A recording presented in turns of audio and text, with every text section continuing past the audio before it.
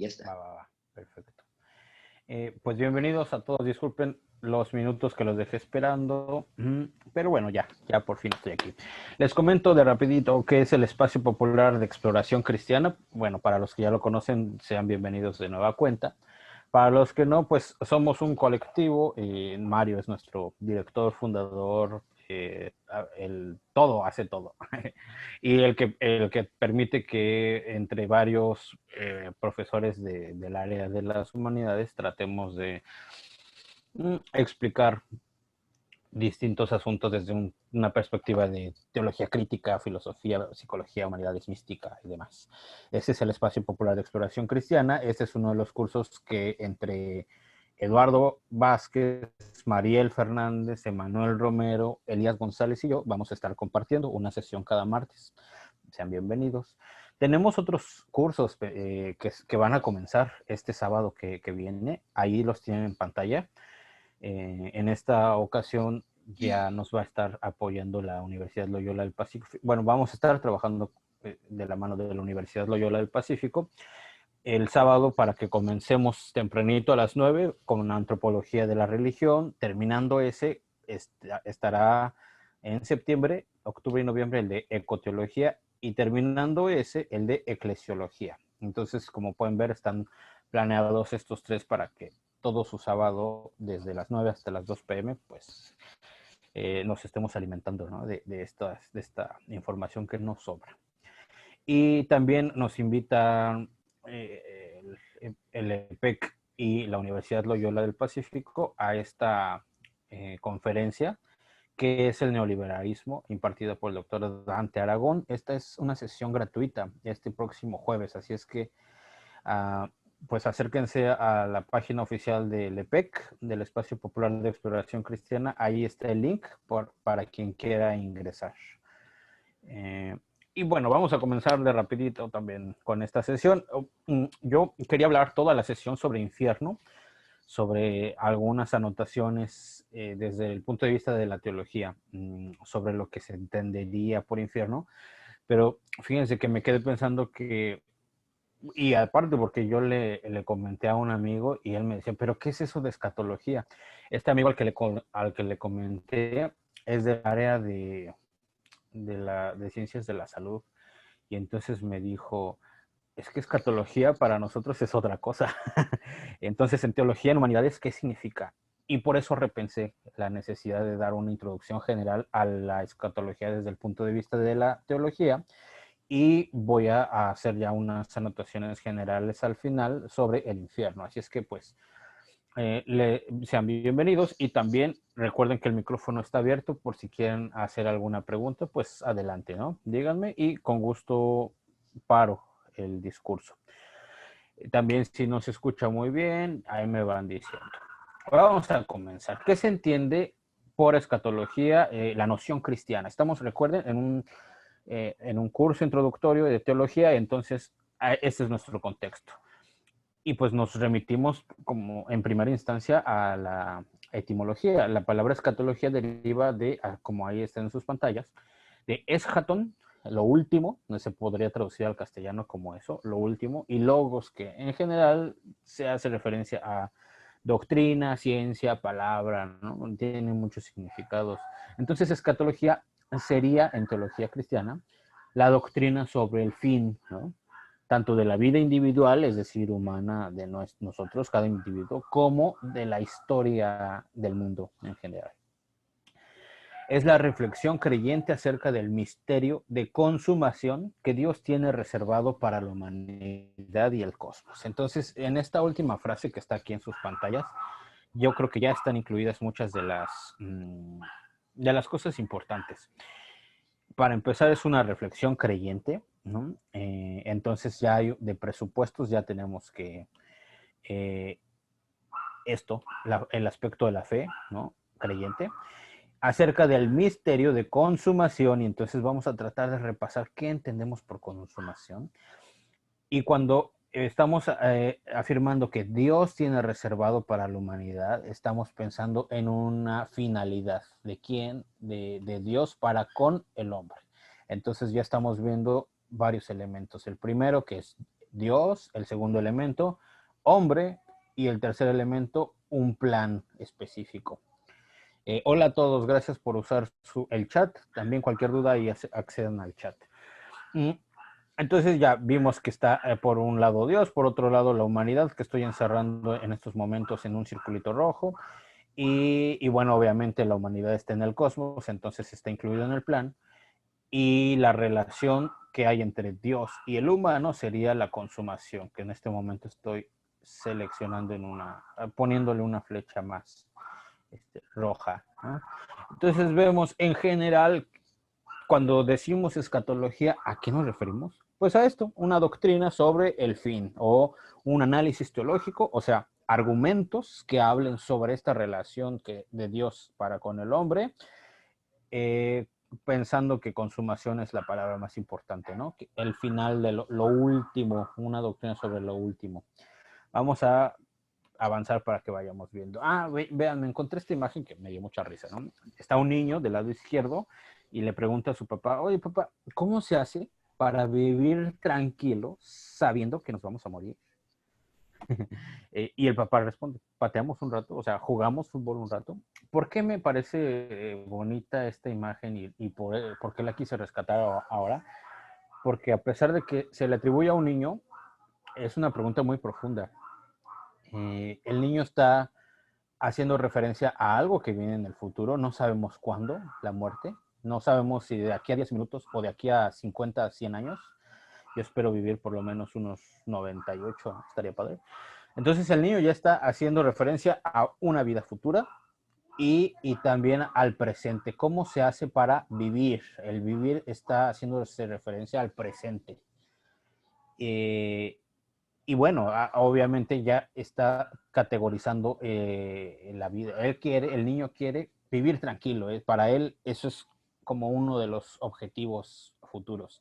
Y yo creo que me parece bonita esta pregunta porque incluye un montón de cosas, ¿no? El presente, el futuro y cómo quiero vivir este presente. Y entonces yo les aviento la pregunta a ustedes. ¿Cuántas veces nos hacemos estas preguntas, no? Y para empezar, ¿sabemos cómo queremos vivir este presente? El papá da una respuesta muy específica. Jugar o deshacernos de la pregunta futura que es el morir. No sé, se las dejo para que la pensemos. Sin embargo, lo que nos interesa aquí es rescatar la parte teológica, ¿no? Entonces hay que analizar a grandes rasgos cuál es la idea cristiana de consumación de la historia pensando en este futuro, la pregunta inicial del niño, ¿no? Y entonces consumación no se entiende como un mero acabarse de la vida humana, es decir, cuando se hace referencia a la palabra consumación, no se refiere a que algo se termina, ¿no? Sino que se habla de una realidad más densa. Se está hablando de una meta, un telos en griego, y el acabamiento de la historia que tiene sentido desde el inicio hasta el final. Y ya aquí ya traje a colación una de las palabras que yo creo que son muy importantes. Ahora en psicología cada rato lo retoman. Simplemente esta palabrita podría decir que es una de los pilares, por ejemplo, de la logoterapia y de las teorías psicológicas personalistas. También en filosofía se retoma muchas veces. En cristianismo, en la teología cristiana es muy importante el sentido y vamos a tratar de dilucidar en estos momentos. ¿Por qué? Entonces ya estamos, de entrada ya estamos haciendo referencia a que la idea de consumación de la historia en el cristianismo se refiere al sentido de la historia, tanto individual como de la historia universal. No porque se acabe, sino porque llega a la parte más alta. Voy a dibujar aquí en la base de sus pantallas, aquí con rojo. Imagínense que de un punto A, que sería este, aventamos una pelota, ¿no? Por ejemplo, hacia la derecha. Y entonces la pelota va así en curva, hacia arriba, y pues llega un momento en que pues cae hacia abajo en un punto B, ¿no? Voy a dibujar del lado derecho de sus pantallas el punto B. Entonces, a mí me gusta este esquema porque la parte más alta, el pico de la curva, la parte más alta a la que llega la pelota, sería el culmen, ¿no? En donde está señalada la flecha a la mitad de la pantalla. Se hace referencia a la parte más alta del trayecto, que está cursando la pelota. Y eso no significa que ya se terminó, significa que es el punto más alto, simplemente, ¿no? Que estoy circulando en un circulito. Y ahora parece un humano, pero bueno. A lo que me refiero es que la palabra consumación con respecto al sentido también hace referencia a la parte más importante. Entonces, no tiene nada que ver con que se consuma como cuando prendes un cerillo y se consume. No es llegar al punto B, sino es hacer referencia precisamente al punto más alto o al punto más importante. Vamos a retomarlo más adelante. Yo espero que nos salgan más dudas con mis intentos de explicaciones, pero bueno, ahí está el micrófono.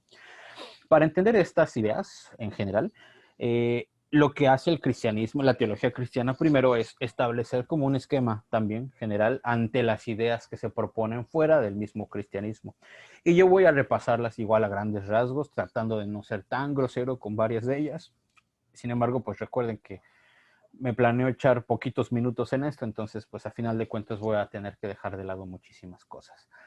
Estas diversas cosmovisiones podrían resumirse en estas que tienen en la pantalla. La primera, A, la negación del sentido de la historia. ¿Qué estoy leyendo? De la A a la E son cosmovisiones o cómo ha entendido el humano la historia del mundo y la historia del humano a grandes rasgos. Por eso encerramos en bloques, ¿no? Para poder explicar a grandes rasgos. El primer punto sería aquellas personas que creen que la historia no tiene un sentido.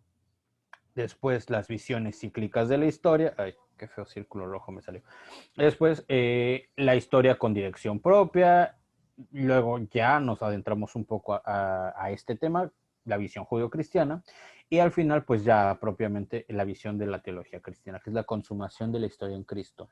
Esto, si se dan cuenta, es la consumación de la historia en Cristo. Es lo que mencioné en la primera diapositiva. Sería más o menos como el resumen de lo que cree la escatología cristiana.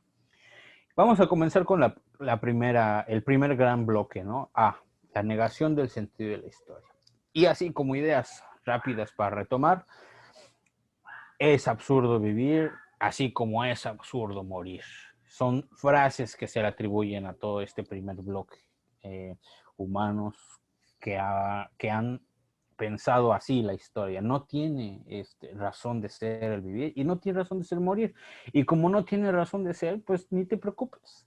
Miren, en el fondo puse una imagen de un filósofo francés muy famoso, Albert Camus, y del lado derecho todavía se alcanza a ver una de las frases que le atribuyen a él, ¿no? La vida no tiene sentido, pero vale la pena vivir siempre que reconozcas que no tiene sentido. No son poquitos los pensadores que podemos englobar en este primer bloque. Por ejemplo, pensemos en algunos filósofos griegos, no solo los ateos, sino también algunos existencialistas y demás, ¿no? En el fondo están creyendo que el hombre es un huérfano arrojado a la existencia, es decir, ahí lo aventaron, naces en este mundo, no sabes ni por qué, nadie sabe ni por qué, no podemos lograr entender el objetivo, así es que como no lo podemos lograr entender, pues ¿para qué te preocupas? Y vean, desde aquí, desde estas ideas, se puede decir que tal vez incluso no solo nos podemos quedar con un análisis extremo de que nada vale la pena, sino que a lo mejor la tarea del individuo es llenar su vida de un contenido. ¿Por qué? Pues porque el contenido nadie me lo dio. ¿Y cómo lleno mi vida de contenido? Pues ejerciendo mi libertad para configurar desde la libertad la existencia. Entonces se dan cuenta cómo incluso en esta gran categoría, la negación del sentido de la historia, hay posibilidades para llenar de sentido la vida. O hay intentos, no todos son las propuestas extremas. Por ejemplo, esta frase de acá, el hombre es su propio artífice. ¿Por qué? Porque no depende de nadie, porque no hubo alguien que determinara cómo va a estar la vida. Y, ay, perdón, a ver, ¿ya me escuchan un poco mejor? Ah, díganme, porque me estaban comentando en el chat que casi no se oye. Entonces, ustedes díganme. No sé. Bueno, ¿ya me escuchan bien? O en general. Bueno, voy a seguir, espero que sí se escuche bien. Sí, Simple, se escucha bien. Ah, Lo que comenta María Guadalupe es por la lluvia. Sí, a veces están esos ruidos extras, pero en general tu transmisión se escucha bien. pero la lluvia es en mi casa o en dónde? No, yo no sé si está lloviendo en tu casa, pero yo no No. escucho tu lluvia. Ah, perfecto. Ah, Está bien, entonces le voy a pedir a María Guadalupe que nos apoye entonces checando su audio, pero no hay problema, yo le sigo y si tienen algún problema, pues las reclamaciones son con Mario. No, no es sí, cierto. también bueno, se va a grabar la sesión por si tienen estos problemas, en otro momento la pueden revisar, ya que no haya tanto ruido, ¿no? En donde estén escuchando. Sí, una disculpa y de todas maneras también yo les voy a pasar estas diapositivas en PDF, así es que lo pueden checar. Ok, Perla, yo lo paso en PDF y lo van leyendo, ¿no? En sus casas. Muy bien, seguimos. Vean entonces cómo en el fondo de estas ideas, al final tenemos que la felicidad o la infelicidad depende solo de ti.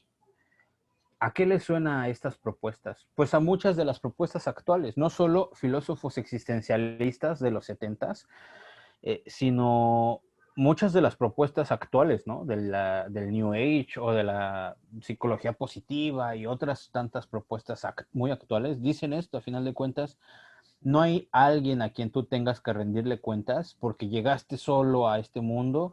Es más, ni sabemos cómo llegaste, entonces depende de ti, tú eres tu propio artífice. No estoy diciendo que estas propuestas de la negación del sentido de la historia sean malas, solo estoy tratando, o bueno, no yo, sino en general la propuesta de la teología es tratar de ubicarlas en un contexto. Pero ya tenemos unas ideas principales, ¿no? Por ejemplo, la felicidad, ¿para qué llegó el hombre? La felicidad, ¿cómo la entienden? Si somos huérfanos, entonces pues tenemos una vida que no tiene sentido, como dice la imagen de fondo, ¿no? Estas ideas ahí manténganlas en la nube, ahorita las vamos a retomar. Si no hay un objetivo esta vida, si no tiene sentido mi vida presente, entonces el riesgo de fracasar es grande. Es más, el peso de la incertidumbre recae sobre el individuo. Hay una incertidumbre existencial. Tenemos otras cosmologías parecidas a lo que acabo de mencionar. Por ejemplo, en la mitología griega, es mitología, afirmaba que la vida del hombre depende de los caprichos y arbitrariedades de las divinidades o de un destino indiferente y ciego. O sea, quién sabe, pero me vale y no sé.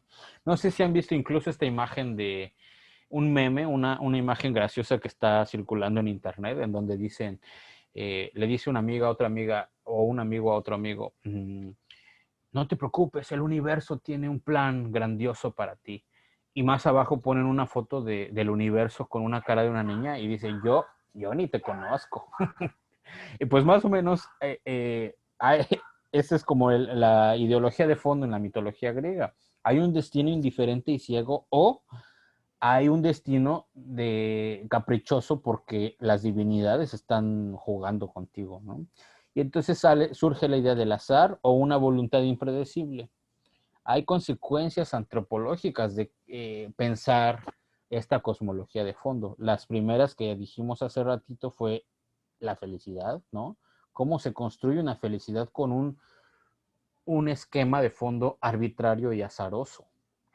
Lo demás, cómo salvamos una concepción de orfandad, ¿no? Y, y por acá algo más importante, la libertad. ¿Qué hacemos con el humano? ¿Qué hace? ¿Cómo construye su libertad? Si se dan cuenta, no es gratuito afirmar estas cosas. Vamos a pasar al segundo bloque así de rápido también. Hay otro tipo de visiones sobre la historia que son las cíclicas. En general está la visión clásica hindú y la filosofía clásica griega. Por lo menos del libro de donde saqué esto, pues se refiere a estas dos. Pero cuando estaba leyendo estas dos propuestas, yo me acordé que estas nociones cíclicas se parecen mucho, por ejemplo, a las celtales aquí en México. Hay un filósofo celtal que de repente da algunas conferencias ahí en la UNAM, en CEU, y dice más o menos esto, como precisamente como estoy pensando en una visión cíclica de mi historia individual y de la historia en general de la humanidad, pues entonces se pierde valor en la libertad y la responsabilidad individual. Vean, la noción básica es la historia se curva sobre sí misma, desplegándose a partir de un punto para retornar finalmente a ese mismo punto y comenzar de nuevo. Entonces, pues esta es la visión, el resumen de la visión, ¿no? Obviamente se carece de un comienzo y de un fin. ¿Por qué? Pues porque no sabemos cuándo comenzó y no sabemos cuándo va a acabar. ¿Por qué? Porque es cíclico, como tienen en las esferas o las elipses del lado derecho, ¿no? En la imagen. Al final de la diapositiva dice, el mundo ofrece cambios rítmicos cíclicos. Recuerden, estoy hablando aquí hasta arriba, vean, de la filosofía clásica griega, ya no la mitología, sino la filosofía clásica. Y muchas de las propuestas de la filosofía clásica griega surgieron a partir de la observación de las cosas, de la observación de los seres, de los astros, de cómo cambiaba el mar, de darse cuenta de que subía la marea y de que bajaba la marea, de las estaciones del año. Entonces, como estaban viendo los clásicos griegos, los filósofos, que todas estas cosas, los astros, las estaciones, los seres vivientes, que todos los seres vivientes tenemos un ciclo, pues en general igual, ¿no? Nacemos, nos desarrollamos, crecemos, comemos y morimos. Entonces ellos decían, pues es que así como los astros y las estaciones, también la humanidad obedece a estos cambios rítmicos cíclicos, por lo tanto, la historia individual y asimismo la historia de la humanidad en general obedece a los cambios rítmicos cíclicos y en general también podríamos decir que obedece a los cambios de los astros. Entonces, y de aquí ya podemos pensar que pues Walter Mercado se echó los libros de la filosofía clásica griega, ¿no? Porque dice más o menos lo mismo. La vida individual responde a los cambios de los grandes astros o de las estaciones o todos los cambios cíclicos. Y bueno, la visión clásica hindú pues tiene su propia historia, ¿no? Más vieja, obviamente, como 4.000, 5.000 años, ¿no? No estoy seguro. Pero al final de cuentas podemos estas ideas ponerlas en el mismo bloque. Ahora, ¿cuáles son algunas consecuencias para nuestro tema? De pensar a la historia en este sentido, en este modo. Pensemos, por ejemplo, los seres vivientes. Bueno, esto es lo que preguntaban, por ejemplo, la gente que piensa esto. Los seres vivientes que no nacen, envejecen y mueren, que es lo que ya les había dicho. O sea que el hombre, ¿a poco no está sujeto a la misma sucesión? Claro, decían los griegos y los hinduistas, porque entonces vemos que tienen el mismo ciclo y vamos a pensar que los seres son reabsorbidos y reemanados. ¿Por quién? No sabemos. Algunas propuestas del hinduismo le atribuyen esta reabsorción y reemanación a algunas divinidades. La filosofía griega tiene igual varias propuestas, ¿no? De esto. Pero bueno, lo que aquí vemos es que más que una marcha hacia una meta, que es lo que importa para este tema, más que una marcha hacia una meta, hay un proceso involutivo. Una de las posibles consecuencias a futuro, por lo menos desde una teología cristiana, sería que la permanencia de la realidad se quede en el mismo lugar. No hay evolución, sino hay involución. Y entonces podríamos preguntar, otra vez les digo, desde nuestra percepción de la teología cristiana, ¿hay una desvalorización del individuo y de la vida presente? Ahora, esto que les estoy presentando es de los aportes de una teología escatológica, digamos, ortodoxa. Todavía falta añadir un diálogo interreligioso más adelante, que pues es el que se invita desde las nuevas propuestas de la teología a trabajar, ¿no? Siempre. Sin embargo, ya podemos ir entendiendo estos matices de diferentes entre propuestas. El tercer bloque, una historia con dirección propia. Hay algunas personas que afirman, o bueno, grupos ideológicos que han afirmado que la historia tiene su propio sentido y tiene su propia orientación. Por lo tanto, el cristianismo no es la única visión que afirma eso. pero el cristianismo sí es la única que presenta una teología de la historia, es decir, una historia desde Dios, digamos, con un Dios que participa de la historia humana y el humano que participa de la historia divina, algo por el estilo. Entonces, pues en el fondo vemos que ahí está la palabra otra vez, como lo dijimos desde el principio, el sentido, ¿no? Algunos ejemplos de esta tercera visión de la historia con dirección propia podrían ser el idealismo de corte hegeliano, ¿no? Afirman en general un motor frío, un motor que empuja la marcha de la historia, pero es un motor impersonal, indiferente e inconsciente de la felicidad e infelicidad de los seres divinos. ¿Por qué? Pues es un motor nada más, ¿no? Y este es un ejemplo nada más de el idealismo de corte hegeliano. Hay otras propuestas que van en el mismo sentido. ¿No? Creen que en la base de la historia hay un motor que ahí está prendido, digamos, y por eso podemos todos desarrollar nuestra historia, pero no es un Dios ni personal, ni se preocupa por nosotros, ni es a lo mejor sujeto, es un motor como una cosa, tal vez. Podríamos llamarle a este tipo de cosmologías la cosmología materialista, y no solo en Hegel, que fue un filósofo alemán, ¿no? Sino también, por ejemplo, ahora todas estas propuestas desde la ciencia, ¿no? La complejidad del cosmos se ha autoorganizado progresivamente. Si escuchan a un científico hablar de este modo, pues podríamos afirmar con mucha certeza que casi que su cosmología es una cosmología materialista.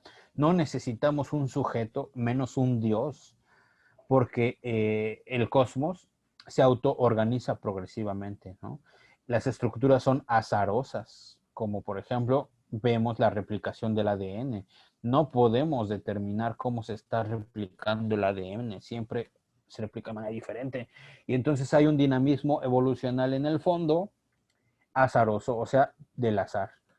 Estas ideologías son muy comunes hoy en día, sobre todo les digo por parte de los filósofos perdón, de los científicos, bueno, sobre todo físicos, biólogos, que se atreven a afirmar cosas con respecto a cosmología, es decir, a algo que no es de su ciencia. Sin embargo, lo que desde las ciencias de las humanidades podríamos afirmar es, o preguntarnos, ¿qué pasa con estas ideologías? ¿Tienen sus consecuencias estas ideologías?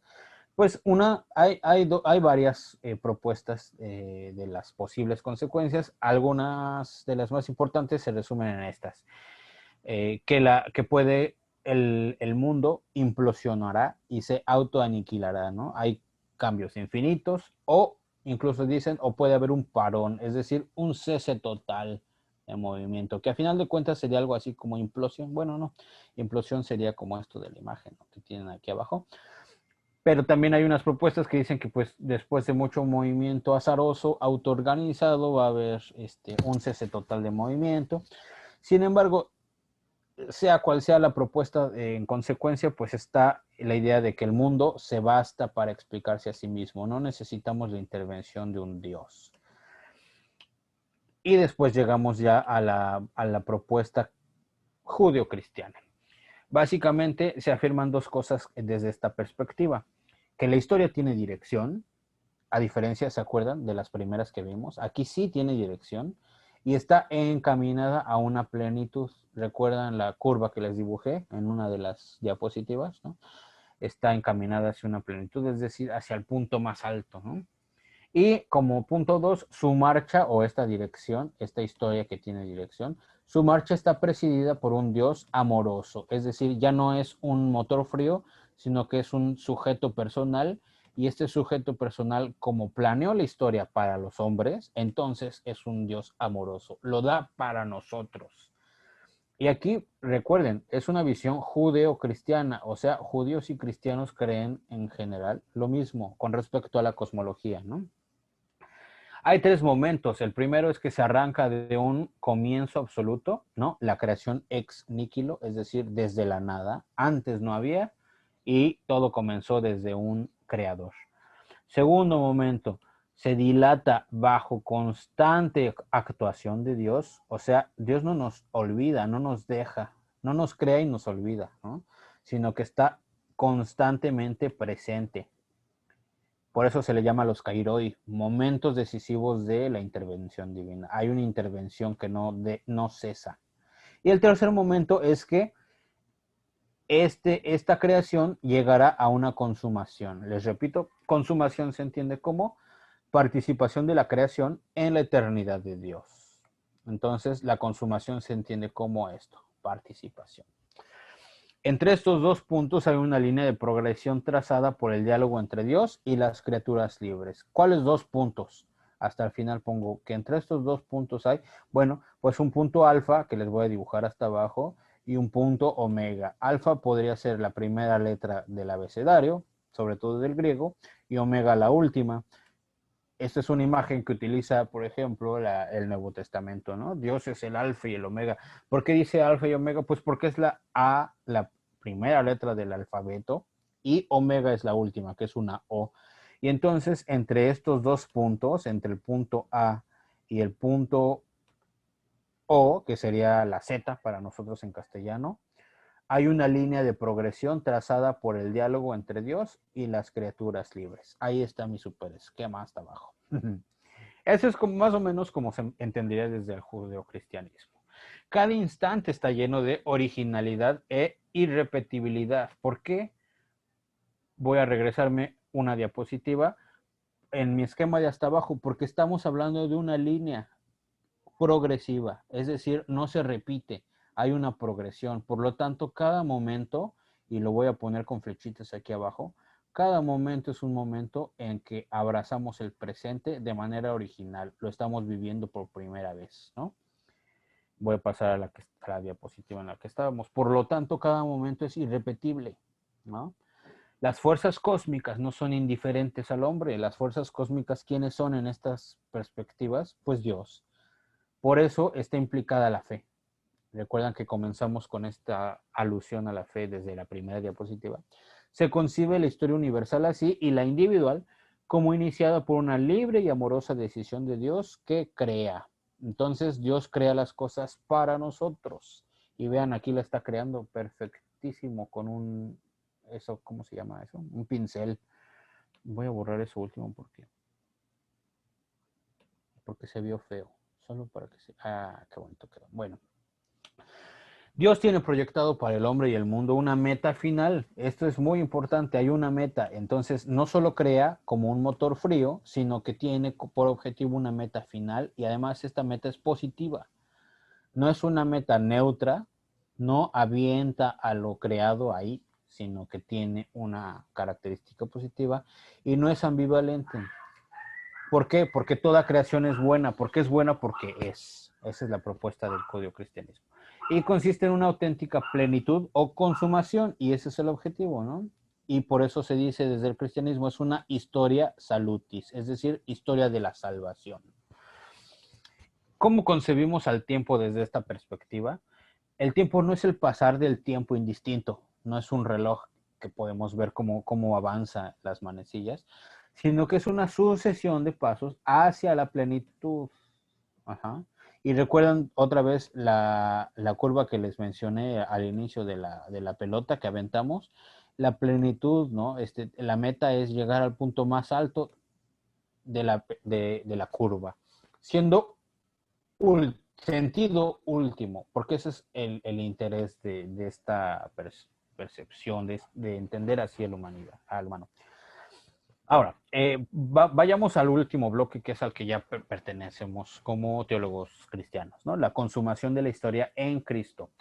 Compartíamos con este bloque, Dios como principio y fin de la historia, que es la visión judeocristiana, casi todo, ¿no? Después hablé sobre estas cosas, pero ahora, ¿cuál es la novedad de la historia en Cristo? Vamos a abordar un poco. El punto final, como diferencia entre judaísmo y cristianismo, es que el judaísmo, y aquí vemos a un representante, nada más la imagen del judío, su esperanza en el día final o el día del Señor incluye todos los elementos que cabrían en el arco como la plenitud. Entonces, la plenitud para un judío podría ser esto, la llegada del reino de Dios con el Mesías, porque para los judíos no ha llegado el Mesías, la resurrección de los muertos, el juicio universal, la vida inmortal, etcétera. Obviamente un judío nos explicaría mejor todo esto. Aquí lo que me importaría sería señalar sobre todo la perspectiva cristiana. La visión cristiana del fin está hondamente marcada por el acontecimiento de Cristo. Es lo más importante para la visión cristiana, obviamente. El Hijo Eterno de Dios, que nace en el tiempo, y entonces el tiempo, recordamos, no es un pasar neutral del tiempo, sino que tiene un objetivo, tiene un sentido. Este Hijo Eterno que nace en el tiempo inaugura la era de la salvación y de la plenitud. ¿Desde cuándo? Desde que nace. Ay, qué feo. Déjenme borrar eso que me quedó bien fea esta línea. Ahí está, la borré. La voy a poner ahora con amarillo. Esto que estoy subrayando en amarillo, que nace en el tiempo, es como el momento inicial para comenzar a pensar un nuevo tiempo. ¿Por qué? Porque es donde se implanta el reino de Dios. Se abren las puertas a la vida eterna. Se dice que se abren las puertas de manera incoada. ¿Qué significa incoado? Pues que comenzó desde un tiempo en específico, o sea, en el pasado, y desde ese tiempo ya se, ya se afirma de todo el tiempo que viene después. Incoado quiere decir que está ya considerado desde el inicio y poco a poco se va desarrollando. Por eso hacemos alusión a la metáfora de la semilla. En forma de semilla se instaura la era mesiánica y la forma definitiva del reino. Por lo tanto, tenemos dos tipos de reino y lo voy a poner con otro color, con azul. Tenemos el reino consumado y tenemos la instauración del primer reino, el reino incoado, que lo voy a subrayar otra vez con azul. Tenemos dos reinos, podríamos decirlo de algún modo, desde la perspectiva de la teología cristiana. Hay un tiempo intermedio entre estos dos reinos que yo subrayé de azul, el reino incoado y el consumado. Se considera que se le puede nombrar un reino de una era de anticipación o de expectación. ¿Por qué expectación? Pues porque todavía no se consuma. Sin embargo, ya se instauró, ¿no? En el reino incoado. Se instaura por la encarnación del Hijo de Dios, como lo vimos en esta diapositiva, el Hijo Eterno que nace, ahí lo tienen en amarillo. ¿En dónde nace? Nace en el tiempo, históricamente, y desde ahí se inaugura, lo voy a subrayar con azul otra vez, se inaugura la era de salvación. Pero que se inaugure no quiere decir que se termine, por eso hay un reino consumado o la creencia de un reino que se va a consumar, no ha llegado a su final. Ya se inauguró como una feria, pero que se haya inaugurado la feria no quiere decir que se haya terminado, apenas vamos a comenzar a la gozadera, ¿no? Por eso ya en esta diapositiva nueva hay un tiempo de expectación y ese es el tiempo que le nombramos los últimos días, la era de salvación pendiente de acabamiento. Vean, entonces yo les pregunto ya como teólogos escatólogos, ¿cuál es la era de la salvación? Este tiempo intermedio, ¿no? Podríamos pensar.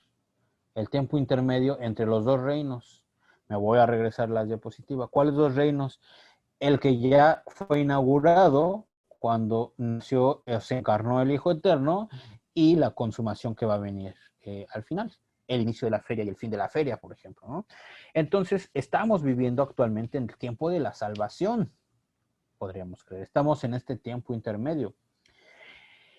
El cliente iba a dar, ¿por qué dije cliente? El creyente puede ya gozar de los bienes, puede ya gozar, lo puse en rojo, de los bienes de la salvación, pero a la vez anhela su realización completa. ¿Por qué? Porque estamos en el tiempo intermedio, lo voy a volver a subrayar con azul y con rojo al inicio de la diapositiva. Ay, qué feo me quedó, pero crean que fue a propósito. Entonces, por eso le llaman a algunos teólogos, curiosamente esta designación la comenzó un Oscar Cullmann, un teólogo protestante, el ya, pero todavía no. Es decir, ya es el tiempo de la salvación, pero todavía estamos esperando su realización completa. y así se caracteriza el ánimo del creyente hasta constituir un aspecto definitorio del ser cristiano. El ser cristiano, entonces, cree que hay un tiempo intermedio de salvación, pero esta salvación no es futura, ya está. El reino ya está incoado, ya inició, y entonces ya estamos en tiempo de salvación. Ven cómo, hablando simplemente de la percepción que se tenga de la historia, ya estamos a final de cuentas hablando de cosas bien importantes. Estamos viviendo en periodos de salvación. Ahora, ¿cómo nos habla de esto la Biblia? Vean, del lado izquierdo puse una imagen bien bonita que encontré, ¿no? Sobre los géneros literarios. Hay varios en la Biblia. Uno abre la Biblia y no es lo mismo leer algo que tenga que ver sobre ley, poesía. No es lo mismo agarrarte una carta, ¿no?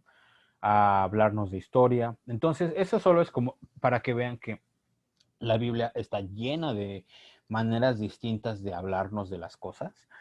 Y cuando estamos pensando en el lenguaje escatológico, la duda fundante es cómo expresar entonces la plenitud sobrenatural que Dios tiene reservada para sus criaturas, ¿no?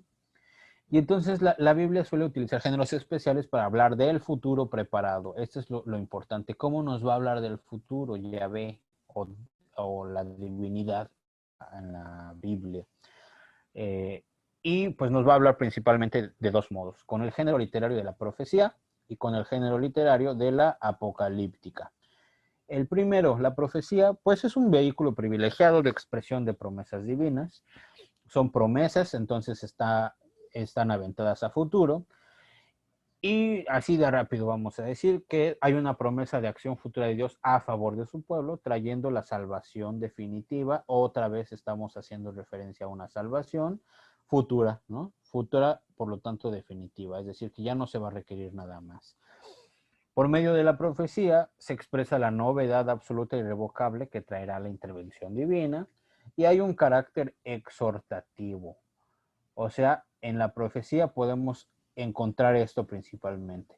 ¿Para qué nos exhortan? Pues para advertirnos a todos los hombres de que la salvación anhelada vendrá solamente en la medida en que los humanos sepan responder a la invitación, a la conversión. Y entonces desde que la profecía se instaura, se está haciendo un llamado a la responsabilidad, a la participación individual como elemento importante para el futuro de la sociedad, ¿no? El futuro de la misma humanidad. Sí, se nos exhorta, pero se nos exhorta también, no solo de manera individual, sino colectiva. La profecía, miren, puse del lado derecho hay una imagen de Nostradamus. Entonces, cuando hablamos de profecía en la Biblia, estamos pensando como Nostradamus en las cosas estas que van a cumplirse en el futuro de manera así como hollywoodesca, ¿no? Como Nostradamus. No, la profecía no es predicción, sino está más relacionada con la amonestación. Esto es lo más importante para la profecía bíblica. Es decir, intentan hacer recapacitar al pueblo y moverlo a la conversión, otra vez la misma palabrita, ¿no? Y prepararlo para la salvación. ¿Ven cómo estamos repitiendo las palabras? Salvación. Y entonces, obviamente, es un lenguaje más evocativo que descriptivo. Es un lenguaje más alusivo que explícito. Y se utilizan visiones, sueños, símbolos, etc. Es el lenguaje más adecuado, obviamente, para expresar los misterios que están en gran parte escondidos todavía en Dios. Así hay que entender cuando leamos la profecía este lenguaje. Para los que tomaron el curso pasado de Apocalipsis ya entenderán más, ¿no? Y la apocalíptica, pues igual todavía no se sabe si es un género literario, pero podríamos ahorita englobarlo así, un género literario que además de las características que vimos con el género profético, del género literario, la apocalíptica remarca el hiato o el momento entre la historia presente y los tiempos futuros, ¿no? Obviamente en la escritura apocalíptica se recurre a visiones como la profecía y descripciones de fenómenos cósmicos y catástrofes del mundo para expresar que la actuación final de Dios va a deshacer el orden actual imperfecto. Y entonces lo más importante es esto, esta segunda parte que yo voy a estar subrayando con azul bonito, azul cielo. El objetivo de la literatura apocalíptica es esto. Primero, en rojo, pintarnos una historia presente fea, una historia presente eh, de un orden imperfecto, la historia presente. Y en azul clarito puse la parte bonita, ¿no? La parte en donde Dios es el que va a deshacer este desorden y va a instaurar la perfección. Y por eso la imagen de fondo ahí con los leones, la bestia de las 7 cabezas y los jinetes y demás, ya lo vimos en el curso de Apocalipsis, pues tienen una función muy específica que es esta, hacer referencia sobre todo a la esperanza de un mejor presente en Dios. Entonces, el objetivo de la literatura apocalíptica no es espantar, sino exhortar a que cambiemos nuestro presente, ¿no? Tiene una finalidad parenética. ¿Qué significa o cómo entendemos la parénesis? Se utiliza como una predicación, consolar a los fieles perseguidos, despertar a los impíos y promover la constante vigilancia por parte de todos. Tiene un carácter inminente en las referencias a la actuación de Dios que hace muy acuciante la llamada a la conversión. Otra vez repetimos, la conversión es lo más importante. Se está haciendo un llamado a la responsabilidad que se tiene, ¿no? Hay una necesidad de interpretar prudentemente. Cuando leemos profecía y leemos apocalíptica, tenemos que interpretar prudentemente todas estas lecturas para extraer las verdades reveladas. Por lo tanto, leer literalmente la Biblia, leer literalmente la profecía y la apocalíptica va a hacer que entendamos todo chueco. Por eso, cada vez que lean literatura apocalíptica o profecías, intentemos interpretar prudentemente los textos y no creer literalmente en las imágenes que nos presenta el Evangelio, bueno, las Sagradas Escrituras. La profecía y la apocalíptica, como los géneros principales para acercarnos a la revelación sobre el escatón, o sea, sobre los tiempos finales, requiere tener muy presente el carácter instrumental y de mediación de los pronunciamientos. Este es el objetivo de este tipo de escritura en la Biblia. Hay que distinguir entre formas de hablar y el mensaje esencial, ¿no? Y entonces, cada vez que leamos que va a haber una bestia con el 666 y demás, nos va a generar miedo. No, cuando entendemos que hay una forma de hablar, pero que esta forma de hablar tiene por objetivo darnos un mensaje esencial, yo creo que se va eliminando el miedo, ¿no? Entendemos que la forma de hablar es una metáfora y está sirviendo a un mensaje esencial, que en el caso de la apocalíptica es, como lo dije en esta otra diapositiva, hacer referencia al orden perfecto que Dios va a instaurar. Muy bien, seguimos. Y entonces ahí el lenguaje, ya mencioné el lenguaje profético y el lenguaje apocalíptico. Pero no solo con lenguaje nos habla Dios, sino también con acciones. Y entonces pueden ver, tenemos aquí en la pantalla, Dios sí se revela con acciones, el escatón o los tiempos finales se comprende en profundidad solo cuando se capta como culminación. Se debe contemplar no separado de la historia salvífica. ¿Por qué? Porque Dios se manifiesta aquí, en la historia del humano. Y entonces lo que hay que hacer es unificar la visión, intentar abarcar como la unidad, la economía de salvación, es decir, cómo la revelación se nos da poco a poco al humano para que lo vayamos entendiendo. Desde su arranque creacional, inició con la creación, hasta su momento de culminación. No se espanten, esto que está en pantalla ya lo mencioné. Así es que, como no ha habido preguntas, pues ya todo lo tenemos sabido, ¿no? De rápido les voy a mencionar 3 leyes fundamentales que la economía divina utiliza para desplegarse en la historia humana para llegar a los tiempos finales. La 1 es la ley de aproximación. ¿Qué estoy tratando de hacer con estas 3 leyes? Más o menos ir entendiendo cómo Dios se manifiesta a sus criaturas. Vean aquí como lo tienen en la flecha azul que estoy dibujando. Dios pretende acercarse al máximo a sus criaturas. Esa es la primera ley. Hay una ley de aproximación. ¿Cómo podemos entender que Dios pretende acercarse? ¿Cómo sabemos que Dios pretende acercarse? Pues porque toda la creación tiene un objetivo, tiene un destino, tiene un sentido. Como ya lo vimos desde el inicio de estas diapositivas, no creemos que la historia ahí está aventada, eh, sin repaso, o sea, aventada sin objetivo. No, creemos que está creada por algo en específico y que tiene un sentido. ¿Cómo podemos creer esto? Pues porque en el Antiguo Testamento se ven las teofanías, es decir, momentos en que Dios se manifiesta al humano. En el Nuevo Testamento, pues vemos cómo hay un misterio del verbo hecho carne, la encarnación, ¿no? Cristo y su muerte en cruz. Después podemos acercarnos al misterio en la iglesia y la Eucaristía, que es la presencia, digamos, actual, presente de la divinidad en la historia humana. Y obviamente tiene un futuro hasta culminar en la parusía o la presencia, por eso dije presencia actual. Esa es la ley 1 de la aproximación. Esa es la ley 1 para entender que la economía divina o Dios que se nos da poco a poco se manifiesta al hombre en la historia. Rápido, la ley 2, una ley de unión o comunión. Va muy ligada con la 1. La 2 es que Dios no solo busca proximidad o presencia, sino también interpenetración e íntima comunión. ¿Por qué? Pues porque en el Antiguo Testamento estableció una alianza y en el Nuevo Testamento la encarnación y la iglesia siguen como modos en donde se ve una interpenetración e íntima comunión. Y la tercera ley, de rápido, es la ley de transfiguración, que nos dice que Dios transforma las criaturas y las eleva mediante el misterio de la divinización. Es decir, todas las criaturas se divinizan, podríamos decir al final. Y culmina la resurrección de los muertos y la renovación del cosmos. ¿Para qué mencioné estas tres leyes que están aquí?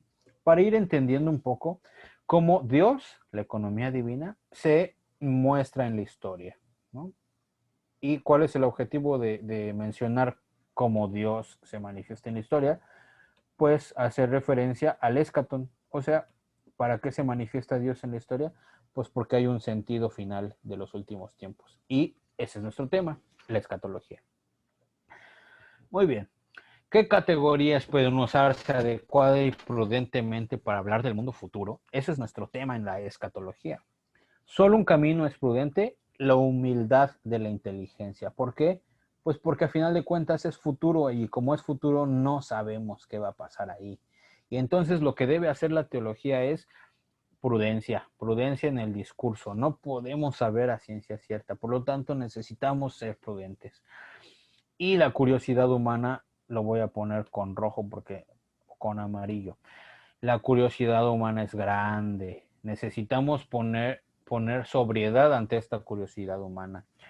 ¿Por qué? Pues la escatología debe dar respuestas justas sin exceso de imaginación.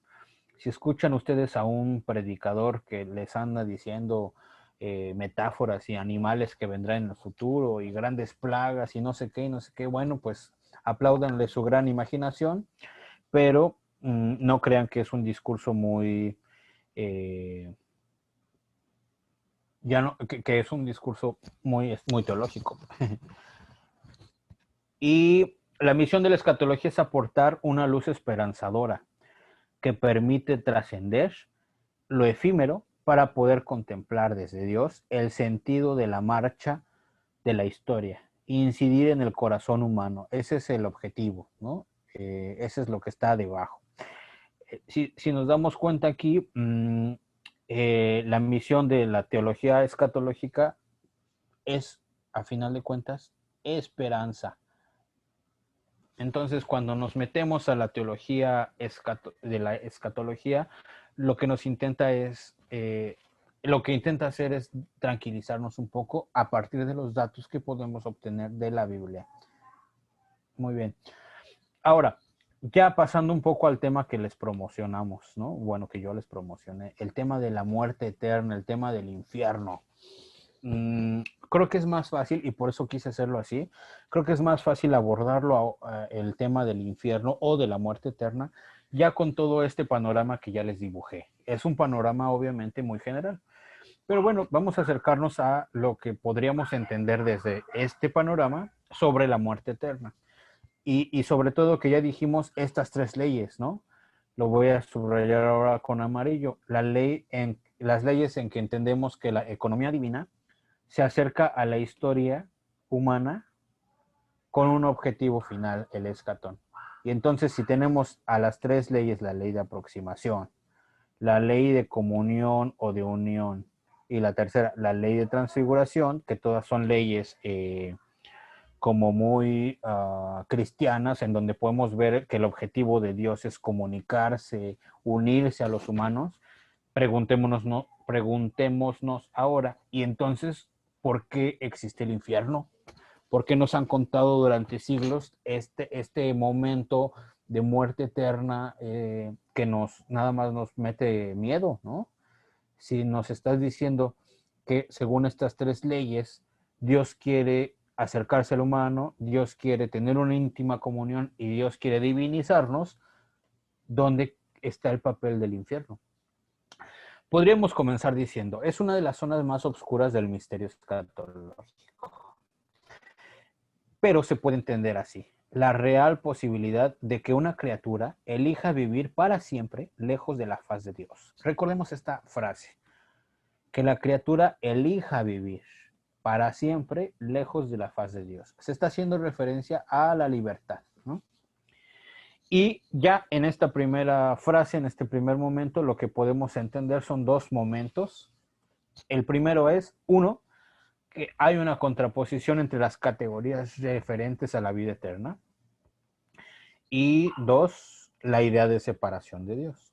En el primer momento, si hay una contraposición entre categorías referentes a la vida eterna, en juego está la vida y la muerte. Son dos caras de un único misterio. Aquí lo puse sin pregunta, pero yo se los hago en pregunta. Sí son dos caras de un único misterio. Hay una respuesta de la criatura libre, volvemos a reafirmar la palabra libertad, frente al Dios que se aproxima. ¿Cómo sabemos que Dios se aproxima? ¿Por qué creemos que Dios se aproxima? Por lo que les mencioné hace ratito en todo el panorama general de entendimiento de la historia. Dios crea este universo y crea la historia individual con un objetivo, con un sentido. Por lo tanto, si ese es el modo en que la divinidad se aproxima al hombre, hay una respuesta de la criatura libre. Y entonces unirse el hombre a Dios significa la consumación lógica del proyecto salvífico. Es decir, para que seas salvo, necesitas la libertad. Y la salvación significa unión con Dios, ¿no? Podríamos entenderlo desde esta imagen que les puse aquí, desde esta frase.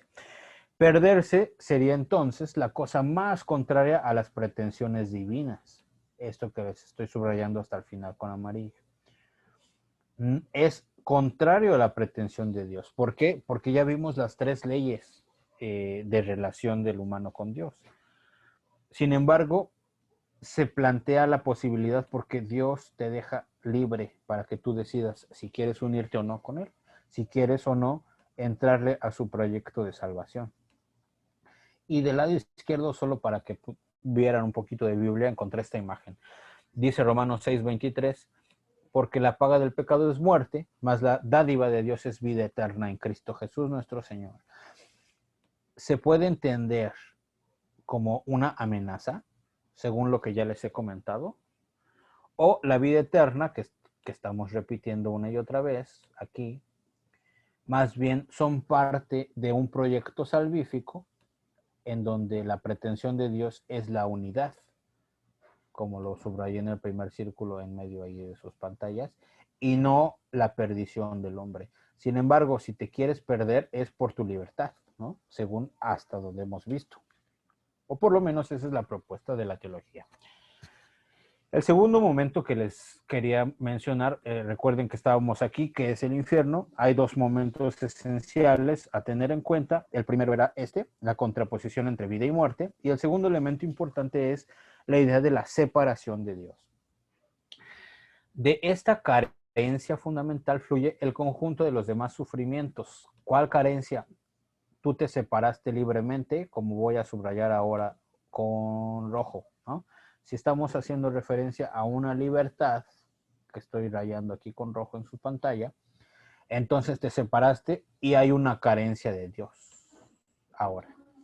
Y entonces, a partir de esta carencia, todo lo demás fluye. ¿Qué fluye? Fluyen sufrimientos y penas. ¿Por qué? Pues por falta de comunión con Dios.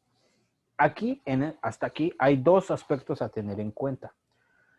Que la vertiente increada del misterio y la vertiente creada. O sea, el momento de carencia de Dios, que estoy subrayando en rojo hasta arriba, este momento puede entenderse desde lo increado y desde lo creado. ¿Cuál sería el aspecto increado? Pues que Dios es perdido por el hombre y por eso hay un infierno, porque Dios fue perdido por el hombre. ¿Por qué? Porque Él quiso. Desde el punto de vista del hombre, de la antropología, hay repercusiones en el ser creatural, o sea, ser criatura, ser creado, de la ausencia. ¿Por qué hay una ausencia? Pues porque la rechazaste. Por lo tanto, hay una desarmonía total existencial. Esta es la propuesta del análisis teológico. No es un lugar a donde Dios te castiga para que te vayas porque te portaste mal. Hasta aquí, por lo menos el discurso teológico no nos está llevando a eso. El discurso teológico nos está llevando a que tú libremente decidiste no seguir el proyecto de unidad, este proyecto salvífico, y entonces simplemente como tú te separas voluntariamente, pues surgen todos los sufrimientos y penas porque no tienes comunión con Dios. Hay una desarmonía existencial. ¿Por qué hay una desarmonía existencial? Pues porque la existencia está dibujada desde el inicio con un sentido específico. El sentido de, ¿se acuerdan de la curva de hace ratito? ¿No? El sentido de llegar al culmen, a lo más importante, al punto más importante de tu vida, que sería el momento de unidad con Dios, el momento de comunidad. Ahora, les decía, estamos tratando de enfocarnos a entender qué es lo que se entiende por infierno. Y en la Biblia hay una gran variedad de formulaciones sobre la muerte eterna, no es solo una. Cuando nos habla la Biblia sobre el infierno, o más bien sobre la muerte eterna, nos habla de esta realidad de diversos modos. Ahora, ustedes vean en su pantalla este pequeño cuadro. ¿Cuántas de estas realidades no resumimos casi siempre como simplemente como fuego, el fuego eterno, ¿no? ¿Qué es el infierno? Pues es el fuego eterno. A veces la gente se acuerda de esto, es el llanto y el crujir de dientes. Sin embargo, acercándonos a la Biblia, vamos a ver que hay, por lo menos así de rápido, todas estas contraposiciones. La primera, que es esta que voy a subrayar aquí, el cielo como contrapuesto al abismo o a la profundidad del Sheol. Es una de las contraposiciones iniciales de la Biblia. Otra, se refiere la Biblia a estar dentro. ¿Dentro de dónde? Pues de la Jerusalén escatológica. ¿Por qué Jerusalén? Pues porque es una imagen que utiliza la Biblia en contraposición a la Babilonia, que es la gran puta. ¿Se acuerdan en el Apocalipsis? Para todos los alumnos que estuvieron en nuestro curso, ¿no? La Jerusalén se presenta como una imagen positiva, ¿no? La imagen de comunión con Dios, frente a la imagen de los que están fuera de esta comunión y por lo tanto están en la Gehenna. Es otra imagen que se utiliza para la muerte eterna. Pero también se refiere al cielo o a la vida eterna como la derecha y al infierno como la izquierda. La admisión al banquete de boda sería el cielo. Por otro lado, se refiere o la contraposición sería quedarse fuera de este banquete de la boda. El cielo o la vida eterna sería estar con Cristo. Del lado derecho, apartaos de mí. Cuando menciona esto la Biblia, está haciéndose referencia a un momento en donde no estás con Cristo. Y como tú no estás con Cristo, pues simplemente pues estás apartado, ¿no? Estar en el cielo o estar en la vida eterna, podemos leerlo como estar en la casa del Padre, somos los hijos del reino. ¿Por qué los hijos? Pues porque somos los hijos del Padre, que estamos en la casa del Padre. La imagen contraria es que no heredaremos el reino. ¿Por qué? Pues porque no somos hijos. ¿Por qué no somos hijos? Pues porque libremente lo rechazamos. Eh, También se utiliza el verbo ver o el verbo conocer a Dios. Quien no conoce a Dios no tiene vida eterna, recuerdan, o no ama a Dios. Por otro lado, se menciona con el mismo verbo la versión contraria o el momento en que no te conoce Dios. ¿Por qué? Pues porque lo rechazaste. Por un lado está la vida eterna, por otro lado está la muerte eterna, y esto lo voy a subrayar con azulito, porque estas son como las palabras principales. Es decir, la palabra infierno no es principal en la Biblia, sino muerte eterna. Por eso lo puse hasta arriba con amarillo. Y a final de cuentas tampoco la muerte eterna, sino es un momento en el futuro al que se hace referencia con todas estas imágenes que tenemos en pantalla. Por ejemplo, estar en luz o estar en oscuridad. Estar en un momento de refrigerio. Por otro lado, el fuego, al que casi todos hacemos referencia cuando pensamos en infierno, ¿no? El fuego o un horno encendido. Pero entonces, cuando vemos que no solamente se habla de fuego, sino de todas estas cosas arriba, ay, eso no lo quise hacer, déjenlo borrar. Podemos ir entendiendo que no es un lugar el infierno, sino es un estado, ¿no? Es un momento en donde te quedaste afuera, es un momento en donde te apartaste de él, no vas a heredar el reino porque tú no lo quisiste aceptar. Como no lo quisiste aceptar, estás en la oscuridad. Y como estás en la oscuridad, entonces estás en un momento de llanto y donde tus dientes van a crujir. Por lo tanto, es un lugar en donde el gusano no muere. Y la contraposición es que sí aceptes libremente y entonces estás en un momento de alegría, un momento de paz y de tranquilidad. No le voy a dar más tiempo a las palabras, a unas de las cuantas palabras que utiliza las Sagradas Escrituras para hacer referencia a los dos momentos, el de muerte y vida eterna. Sin embargo, lo que quería hacer con este cuadro es que veamos que cuando mencionamos infierno, en realidad detrás hay un montón de realidades, de pensamientos sobre lo que va a pasar en el futuro, de concepciones sobre la participación de Dios en la historia individual y en la historia del mundo, que son las ideas que he ido sacando desde el inicio, ¿no? Las expresiones en general sugieren un estado alejado del ámbito divino, o sea, las expresiones que se refieren a la muerte eterna, o indican formalmente la separación de Dios o apuntan a la repercusión en la criatura de la pérdida de Dios. Son tres cosas, ¿no? Estas expresiones, y los voy a poner con azul, mira, sugieren o un estado alejado del ámbito divino, o indican un estado de separación de Dios, ¿no? Formalmente, o apuntan a la repercusión en la criatura de la pérdida de Dios. Así es que yo creo que esta frase de aquí arriba, que voy a subrayar ahora con amarillo, yo creo que toda esta frase sería un buen modo de tratar de resumir lo que en las Sagradas Escrituras se puede entender por infierno. Infierno no es un lugar que queda a 2 cuadras de... No. Sino, o se hace referencia a un estado alejado del ámbito divino, porque se puede indicar una separación de Dios, o se puede hacer referencia a las repercusiones en nosotros, en los que libremente rechazamos, por la pérdida de Dios. Ahora, ¿qué es lo que voy a hacer a continuación? Antes de darles un poco de tiempo para que comentemos entre todos. Quiero repasar algunas frases de varios autores. Por ejemplo, San Agustín, un gran teólogo que vivió por ahí del año 300, en el siglo IV de nuestra era. Él decía, vean, la infelicidad esencial es quedarse separado de Dios.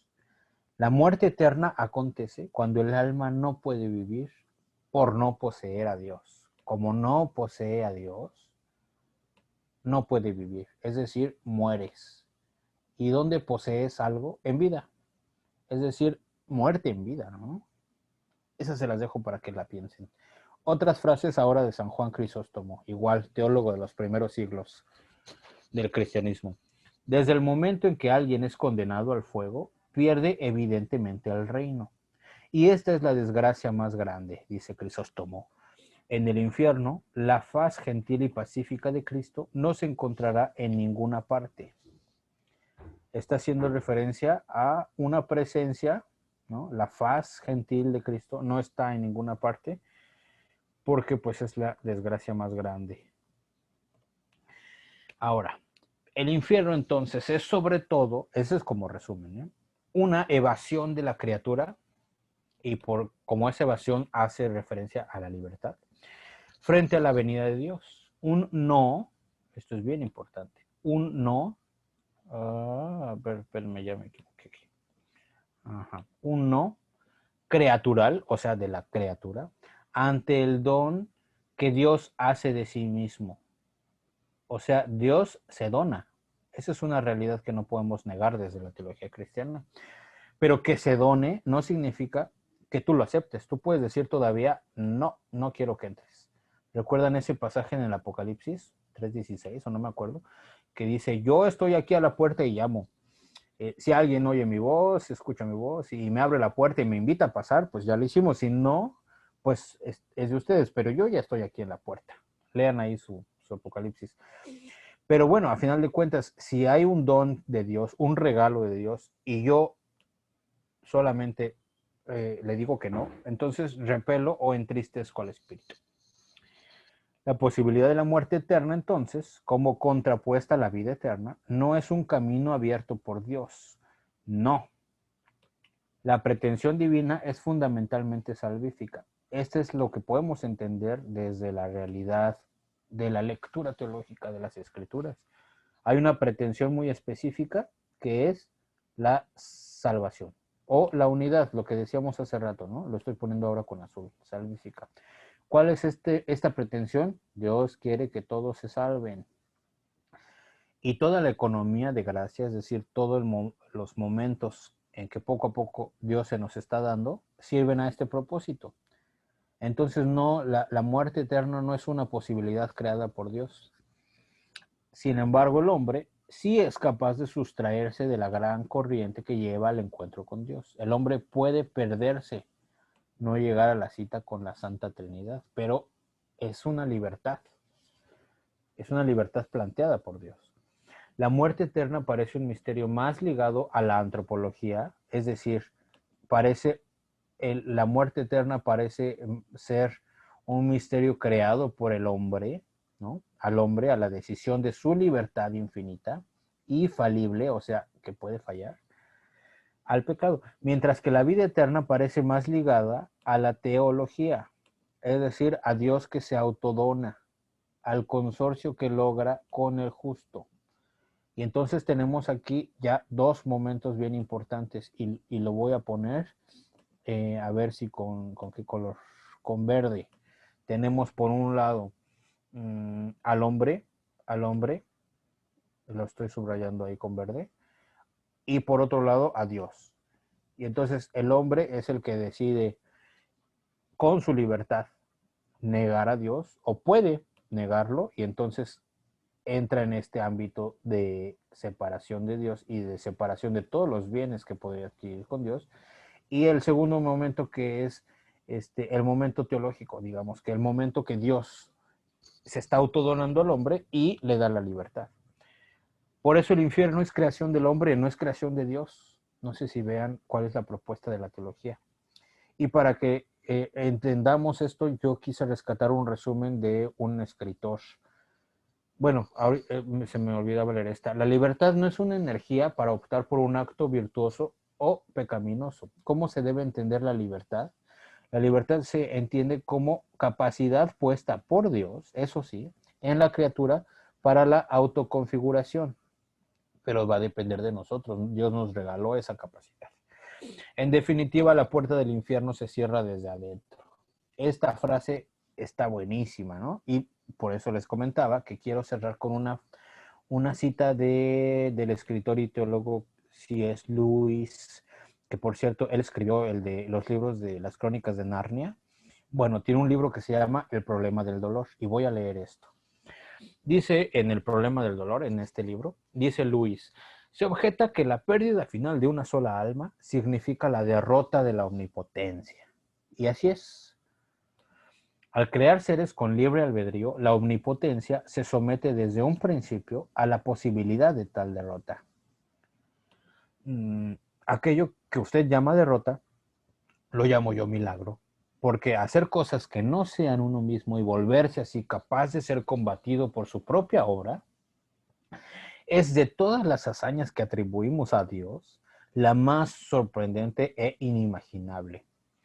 Creo gustosamente que los condenados son, en cierto sentido, exitosos. Son rebeldes hasta el fin y que las puertas del infierno están cerradas por dentro.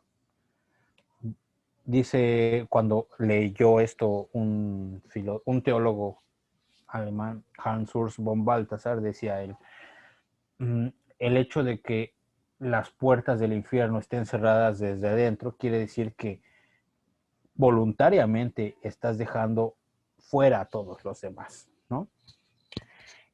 Bueno, hasta aquí yo les iba a dejar más tiempo de participaciones, pero ya vi que me comí mucho el tiempo.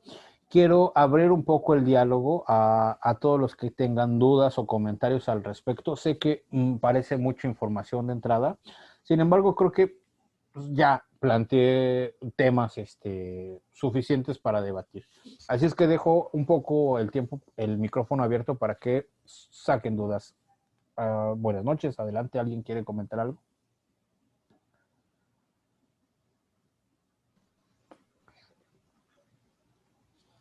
Yo quisiera plantear una pregunta. ¿Qué tal, Julián, verdad? Sí, sí. Adelante, ¿Qué tú tal? pregúntame. Buenas noches, gracias por el tema, por la charla.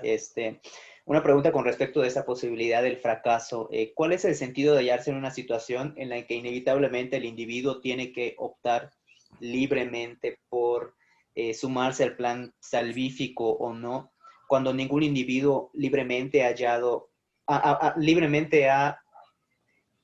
ha decidido estar en esta disyuntiva? Es decir, nadie ha elegido o decidido nacer. Bueno, pues creo que no entendí muy bien tu pregunta, pero voy a mencionar algunas ideas, a ver si van en la misma línea. Desde la perspectiva de la teología cristiana, la existencia misma es un don, es un regalo. Tú no te autoformaste, ¿no? No te autogestas. En términos ontológicos, tu existencia no te la autodonas. Y entonces, cualquier punto a partir de tu existencia ya es positivo porque estás autodonándote. Sin embargo, por ejemplo, un pensador como Friedrich Nietzsche en 1900 ya decía, ¿qué sentido tendría que Dios nos haya creado, por ejemplo, y luego haya creado un cuarto lleno de juguetes, vamos a pensarlo, y que te diga, todos esos juguetes los creé para ti, pero no los toques? Y entonces decía Nietzsche, pues pareciera que el primer regalo de Dios a la humanidad fue crearnos y nos regala la existencia, y el segundo regalo de la divinidad para con los hombres es crear todo lo creado, pero ahora nos pone muchas limitantes, es decir, no puedes tocar nada de esto. Nietzsche hacía referencia en estos momentos a los valores, ¿no? A toda la imposición dogmática de una iglesia contextual en esa época. Pero yo quiero traer el debate a esta época y creo que es lo que pretendiste, o al menos que yo entiendo desde tu pregunta, ampliado hacia la existencia. Yo no pedí nacer y aquí estoy, ¿no? Entonces, yo creo que tiene mucho que ver en cómo percibes esta ontología, esta esencia, esta existencia que ya tienes. Te digo, creo que desde la perspectiva de la teología cristiana, de entrada es un don, es un regalo que te dieron y pues sí, no lo puedes regresar más que suicidándote. Diría Nietzsche otra vez que lo que te falta para suicidarte sería valor. Lo que diría la teología cristiana sería al revés, más bien te falta valor para gozar lo que ya te regalaron. Entonces supongo que son posturas de vida con respecto a cómo deseas percibirla.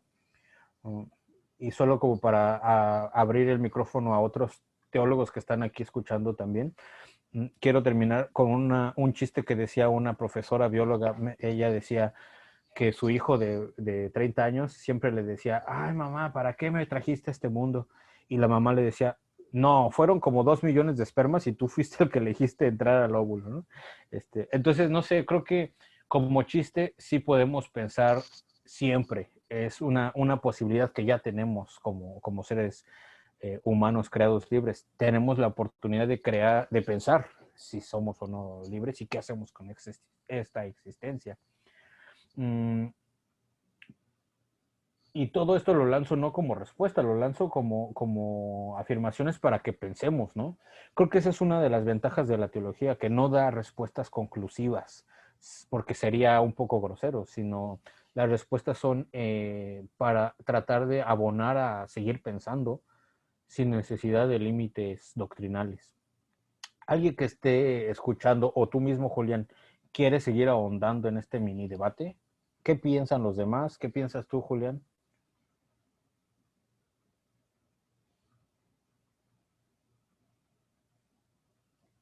¿Quieres seguir comentando a partir de las ideas que arrojé ahorita, Julián? No, nada más era el planteamiento de la pregunta que quería lanzar. Gracias. Ok, creo que sirve como buen momento para ampliar el debate. ¿Alguien quiere comentar algo más sobre lo mismo o plantear otras dudas o comentarios? ¿Quién quiere seguir el debate para que no quede mi intervención como tan al aire? Obviamente son pues ideas que me llegan, ¿no? A partir de la intervención de Julián. Bueno, sí, sí, la verdad no, o sea, me gustaría escuchar otra vez la pregunta de Julián, no, no creo que quizá nos ayudaría. Ujú. ¿Te gustaría, Julián, repetirla? Ok, sí, está bien. Este, tiene que ver con la cuestión de la libertad, de que cuál es el sentido de hallarse en un momento, o sea, de hallarse en la situación ineludible de decidir si sumarse al plan salvífico o no. Y además, con libertad, cuando ningún individuo ha elegido ponerse en esa disyuntiva. O sea, digamos, como que siempre estamos tomando decisiones que nos hacen optar por unas cosas y desechar otras. Pero, por ejemplo, como que venir al mundo no es algo que hayamos como que decidido, como que ponernos voluntariamente en esta situación, digamos, ¿no? Ya, solo era esa pregunta. Muy bien. Sí, o sea, creo que está muy interesante, ¿no? El cuestionamiento. Eh, lo pensaría como una pregunta filosófica, ¿no? Creo que pues la teología partiría desde una experiencia creyente y pues como lo ha dicho Sinclair, ¿no? Eso posiciona al que está pensando y sobre todo creyendo, ¿no? Eh, pues lo que significa ser creado, ¿no? Eh, bueno, solamente pensaba cuando comentaba Sinclair que quizá un punto medio, ¿no? En cómo se recibe la vida. Pensaba en Unamuno, ¿no? Existencialista cristiano español, que justo, digamos, tomaba un poco de distancia con una actitud eh, optimista, ¿no? De la creación, pero, o sea, como cuestionando no la vida, ¿no? Presente, sino la seguridad o cómo asegurar qué viene después de la vida, ¿no? Digamos, un poco igual cuestionando el, qué va a pasar, la seguridad que nos da Dios. O sea, parece que nos somete a una angustia sobre lo que va a venir después de la vida, ¿no? Y ahí, bueno, también la inseguridad de si seguiremos siendo nosotros tal cual, ¿no? O sea, y también teniendo que para ser nosotros necesitamos nuestro cuerpo, ¿no? Porque si no, no sentiremos igual, no eh, amaremos de la misma forma, ¿no? Porque ahora lo hacemos vinculados con nuestra corporeidad. Entonces ahí está como un cuestionamiento quizá algo cercano a lo que planteas, eh, siendo un cuestionamiento creo cristiano, pero también filosófico. Lo tuyo, la pregunta lo veo pues quizá más desde un lado pues sí, nihilista y existencialista, ¿no? Y bueno, no sé, o sea, pensaba en, no sé si tenga relación, ¿no? En también esta frase, ¿no? De Jean-Paul Sartre, ¿no? Del infierno son los otros, igual desde la filosofía, ¿no? Existencialista, ya no creyente, ya no cristiana, pero cómo sitúa el problema de la relación con lo distinto, ¿no? Que es el otro, como, como el infierno mismo, ¿no? Y creo que es un reto muy grande que tenemos, ¿no? Quizá la renuncia a nosotros mismos para que esa relación con lo distinto, con lo otro, se vuelva fecunda y buena y no nos torture, ¿no? El límite del otro, ¿no? Ahí también trayendo un poco a Levinas. Bueno, no sé si por ahí puede aportar, ¿no? Al debate y también a otros comentarios, Ingrid, o alguno más, ¿no? Sí, ante esto, ¿quieres comentar algo, Julián? Seguir con el debate, ¿no? Mira, fíjate que yo me quedé pensando, Mario, ahora que traes a colación propuestas que no sean solamente creyentes, pero que nos puedan servir para seguirle con el debate. Pensé en este escritor Henry David Thoreau, ¿no? Thoreau. Él decía, y con su esquema no creyente, ¿no? Él decía, vayan a visitar un arsenal donde están los militares y contemplen a un infante de marina. Eso es lo que puede hacer un hombre de un hombre el gobierno, o lo que podría ser un hechicero, una mera sombra, un remedo de humanidad. Y decía, pues es que la masa sirve al Estado no como hombres, sino solo como máquinas.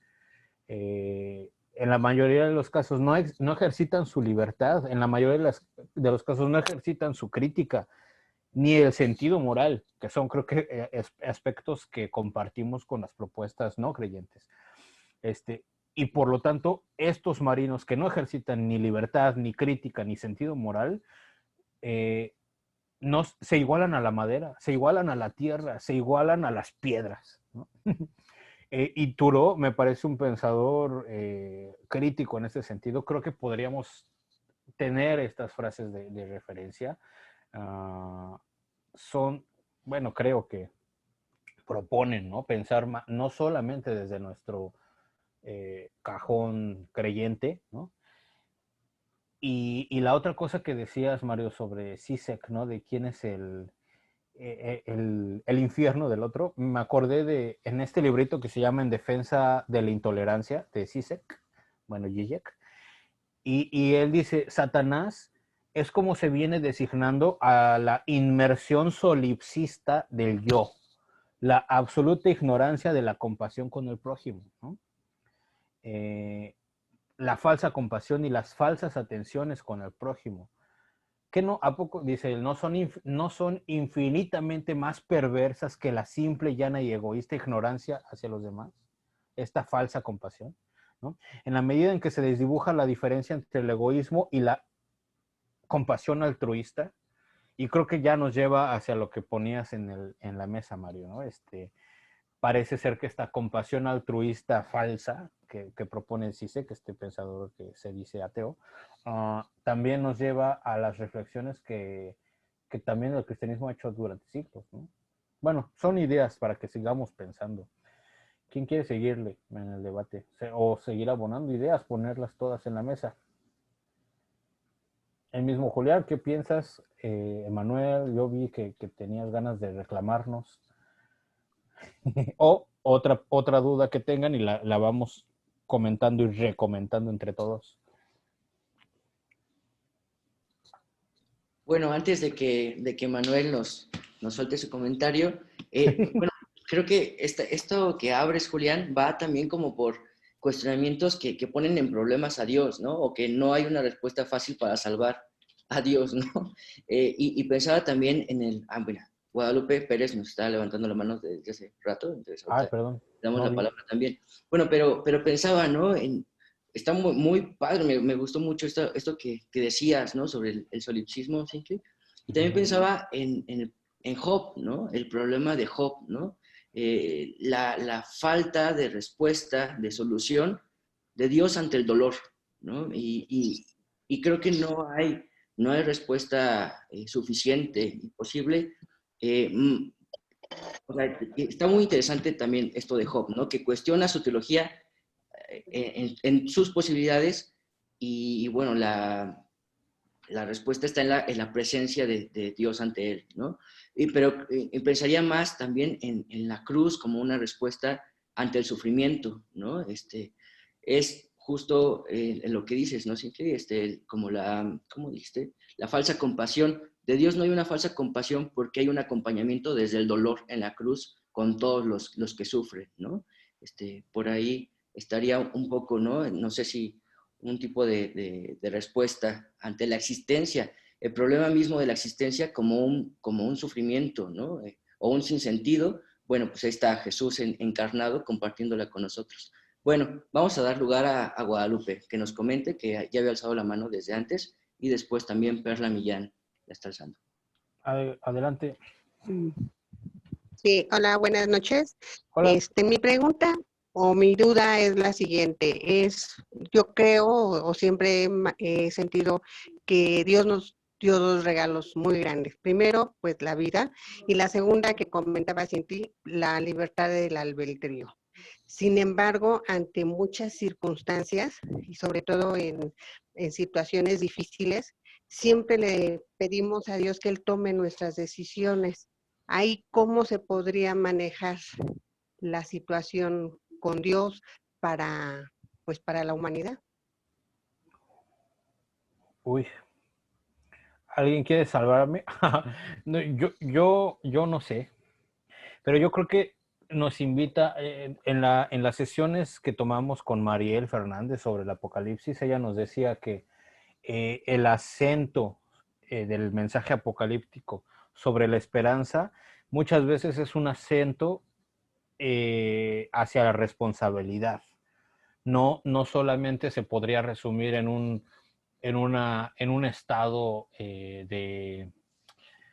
híjole, está muy feo mi presente y pues pobre de mí, voy a llorar, sino decía Mariel, haciendo referencia a la esperanza apocalíptica, ¿qué estás haciendo tú? ¿No? Y eso es como que Dios te avienta la bolita de, pues, tú, ¿qué estás haciendo? Entonces, yo lo veo muchas veces como, no creo que sea tan prudente que Dios tome nuestras decisiones, sino creo que es al revés, ¿no? Es lo que yo creo. También creo que, por ejemplo, un autor mexicano, exégeta y especialista en Marx y en Hegel, decía, José Porfirio Miranda, decía, un Dios que llegue a la humanidad y que tome la libertad del humano, en vez de dejarle al humano tomar sus propias decisiones, va a terminar siendo un Dios más aborrecible, un Dios más monstruo, porque elimina la libertad humana. Entonces, yo creo que por un lado se pone en dilema la libertad y creo que por otro lado se pone en duda la fe, que la fe para que sea real creo que tiene que ser una fe angustiante en donde callas la voz humana, ¿no? Dejas de tratar de hablar tú porque tú eres el que se cree autosuficiente y empiezas a dejar reposar tu existencia con fe en lo que te traiga Dios, ¿no? Entonces, esas ideas por lo menos a mí me surgen ahorita. No creo que sea tan prudente dejar que Él tome tus decisiones, sino más bien pedir el apoyo, que esté contigo, aunque digas no o aunque digas sí a las cosas. Ok, gracias. Sin embargo, yo pienso que las palabras que dijiste son muy ciertas, porque si le dejamos el discernimiento a Dios y no era lo que nosotros esperábamos, entonces es un Dios malo. Sí, sí, sí. Sí, y yo creo que aparte, no veo forma en que el discernimiento de Dios, o sea, justo da lugar a la libertad, ¿no? El que está sujeto al discernimiento somos nosotros, ¿no? Quien lo tiene que hacer. Y sí, o sea, mira, también veo que es algo muy natural, yo creo, ¿no? El pedir ayuda, el sentirse incapaz, el querer tener las respuestas ya, ¿no? Yo lo pienso a veces en la terapia psicológica, ¿no? Uno va con el terapeuta queriendo que Él te resuelva la vida, ¿no?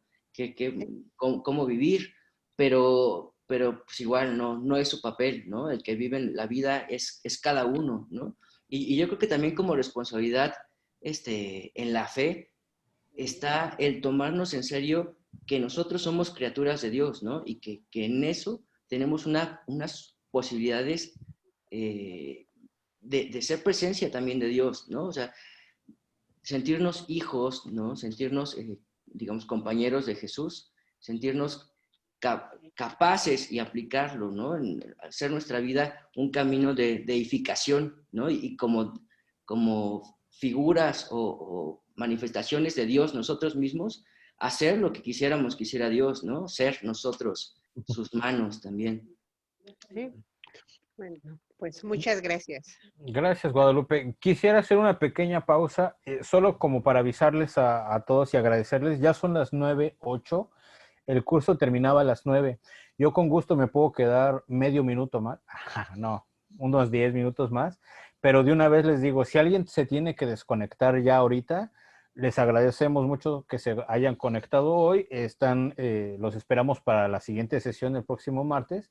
Y sin embargo, quien quiera continuar unos minutos más para darle la voz a Perla, a Emanuel, a Hiwi, que escribió en el chat, y a Emanuel otra vez que escribió en el chat algo muy interesante, pues son bienvenidos de quedarse unos minutos más. Así es que damos la primera despedida a los que tengan que despedirse.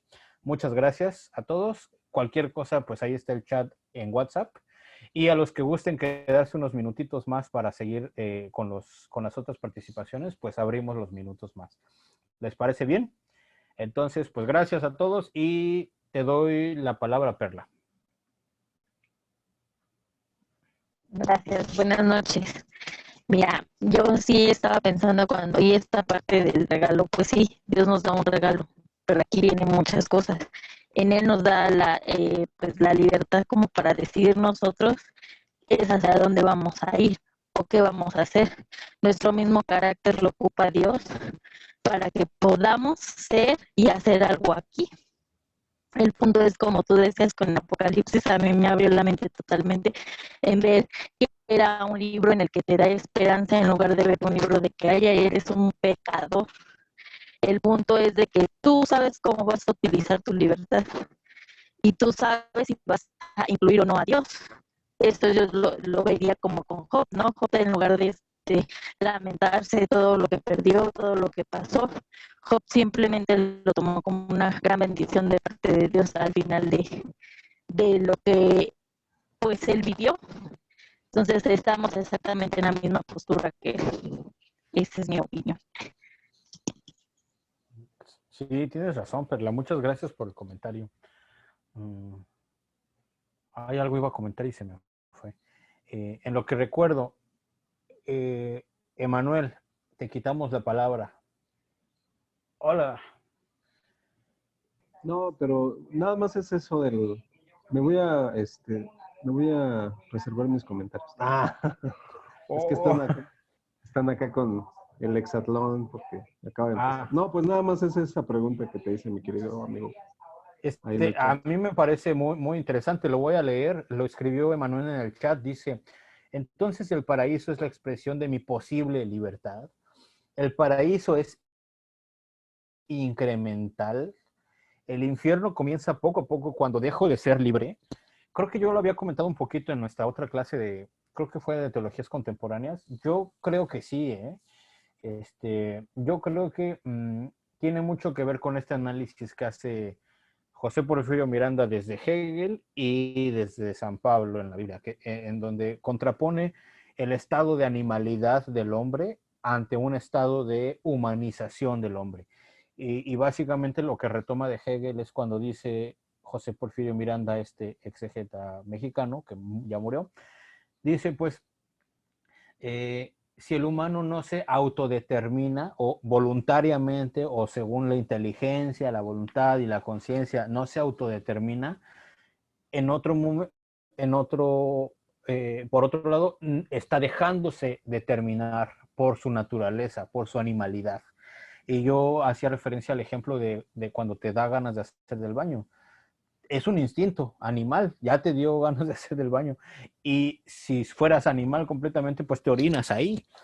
Pero por la humanidad que ha sido acrecentando, te aguantas tantito y te vas al baño, al cuarto del baño y orinas en la taza de baño. Y entonces esta metáfora o esta imagen de autodeterminación por la libertad, la conciencia y la voluntad, la retoma José Porfirio Miranda desde Pablo y dice, cuando Pablo menciona que yo no hago el bien que quiero, sino el mal que no quiero, es más o menos esto. O sea, a veces yo tiendo como animal a la concupiscencia, según Pablo. A veces tiendo a hacer el pecado. Y el único modo de no ser pecador o de no ser animal, que por instintos respondo a hacer esos instintos, es cuando por libertad cristiana dejo de hacer el pecado. Y entonces ya estamos como en esta propuesta hegeliana, ¿no? De autodeterminación sería el único modo de ser libre. Autodeterminarme libremente sería el único modo de ser cristiano. Autodeterminarme libremente y cristianamente sería el único modo de vivir el paraíso terrenal. Por lo tanto, yo creo que sí, creo que se está incrementando en el modo en que yo practico cada vez mi grado de humanidad y por lo tanto el infierno comenzará poco a poco a incrementarse cuando yo dejo de ser libre o cuando comienzo a ser más pecador. ¿Por qué? Porque creo que la concepción de pecador no como transgresión de una ley, sino como separación voluntaria, consciente y libre ante la presencia de Dios, me doy la vuelta, yo creo que sí es cuando comienza a incrementarse la cantidad de fuego que me quema. Obviamente, estos son comentarios míos, ¿no? Podríamos seguir rascándole. Quisiera darle la palabra a Hiwi. ¿Quieres leer tu chat o que lo lea alguien con voz más bonita?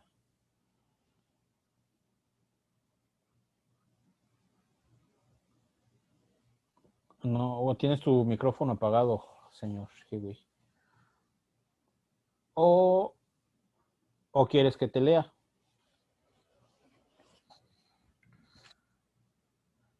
O escríbeme el chat. ¿Qué pasa? Bueno, voy a comenzar a leerte, Hiwi, porque no te escuchamos. Dijo Hiwi hace ratito. Creo que la vida, sí, dice, creo que la vida se puede ver como regalo y en veces como castigo y se vale, partiendo de la idea de que es un regalo no pedido, se puede gozar, agradecer y disfrutar de sus embates y vicisitudes, o bien también se puede detestar o se puede aborrecer con todos los dilemas que trae consigo. Pero ambos estados de ánimo frente a la vida te pueden llevar al mismo punto, que es aceptación.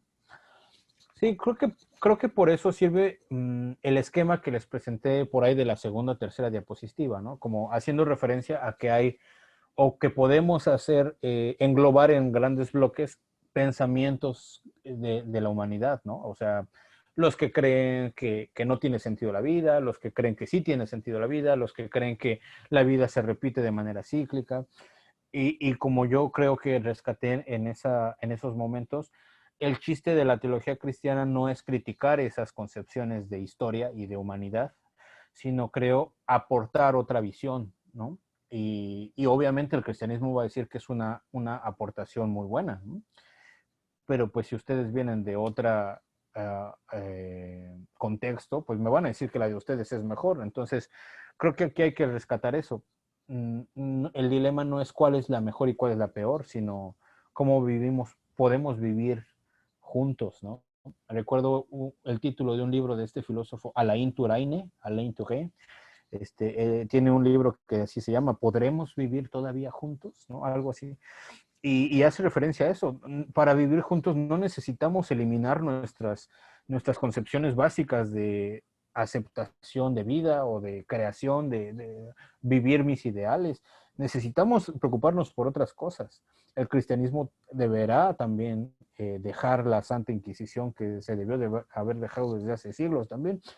Entonces creo que más bien ahí está una de las propuestas necesarias. ¿Cómo vamos a vivir juntos si tenemos concepciones cosmológicas y cosmogónicas diferentes, ¿no?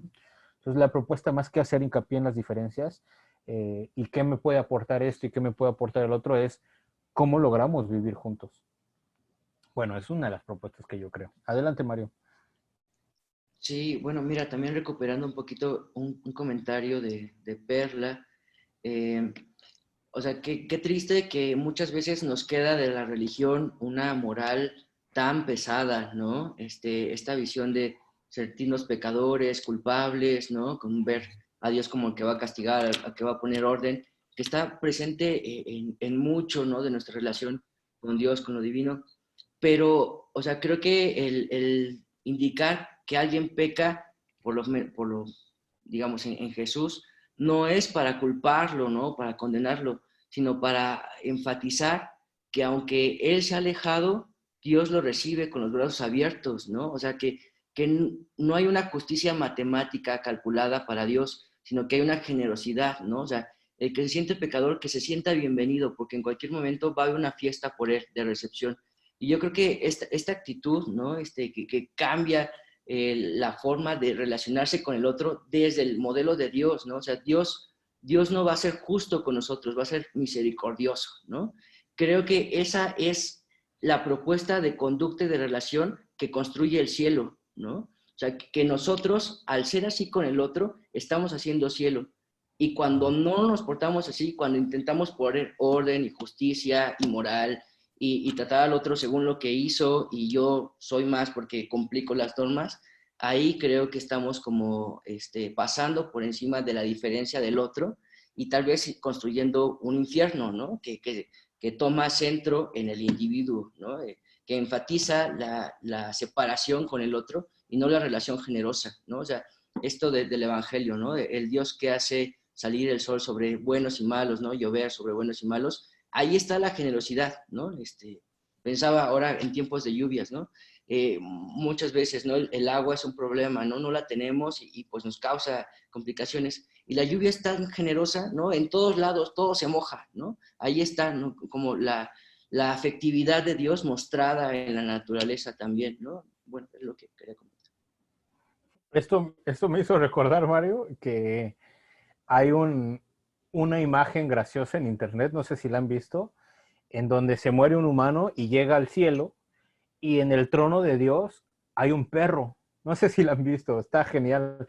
Y entonces la cara de asombro del humano como de, estoy viendo un perro, ¿no? Y el perro todo feliz y moviendo la colita le dice, ¿en serio estás dudando que Dios es un perro? ¿Que no, mi fidelidad constante, mi alegría constante, no te dio ninguna pista para entender que yo estaba ahí? Y entonces creo que tiene mucho que ver con esto que decías, Mario. ¿Qué figura nos hacemos de Dios? Y de la figura que nos hacemos de Dios surge nuestra práctica de religión. Es decir, si creemos que Dios es un Señor con una regla, esperando pegarnos cada vez que incumplamos una regla, así vamos a vivir nuestra religiosidad, toda chueca.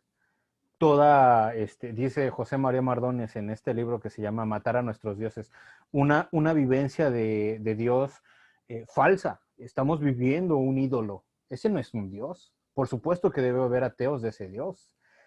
Pero si vivimos a la divinidad pensándolo como un perro fiel, un perro emocionado que regresaste a tu casa, pues creo que así viviremos también nuestra religiosidad, ¿no? Fiel, de manera amistosa, sin prejuicios, no sé, es otra propuesta, ¿no? Muy bien. ¿Alguien quiere comentar algo más? Voy a contar hasta 5. 1, 2. Bueno, pues les agradezco muchísimo haberse conectado hoy. Les recomiendo que se conecten a los próximos martes, las otras sesiones, porque tenemos unas propuestas bien interesantes. Aquí está Emanuel, nos va a acompañar y otros grandes profesores también. Así es que sintonicen este mismo canal, ¿no? Como decían. El próximo martes les agradezco haberse quedado hoy. Cualquier duda que tengan, ahí está el chat o acérquense a las redes sociales oficiales del EPEC. Sí, el próximo tema va a ser la resurrección de los muertos, para que se queden picados. Bueno. ¿Quién va a dar la plática? ¿Cómo? ¿Quién va a exponer? Jesús Eduardo, sí. Él ya ha dado algún curso en EPEC sobre el Evangelio de Marcos y también ha sido maestro de algunos participantes de este curso. ¿Y qué más? Bueno, y también si puede conectarse el jueves a esta conferencia sobre el neoliberalismo, pues los esperamos. Muy bien. Muchas gracias. Les agradecemos a todos haberse quedado. Abrazos que tengan a bonita todos. semana. Abrazos Igualmente. a todos. Bye. Gracias Bye. por las preguntas, Perla, y a todos. Bye. Bye.